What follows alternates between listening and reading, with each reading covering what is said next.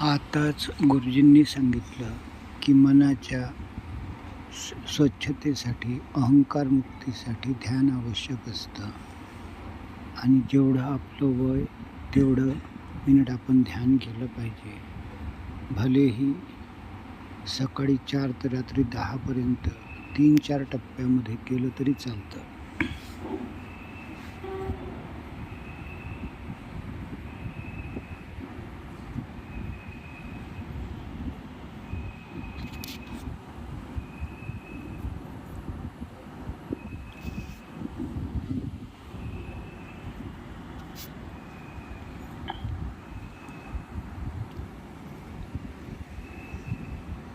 आणि हे ध्यान कुठल्या जातीचं नाही, कुठल्या धर्माचं नाही. आपले डोळे बंद करा, आपल्या आवडत्या ईश्वराचं, अल्लाचं 2दा नाव घ्या आणि गप्प बसून राहा.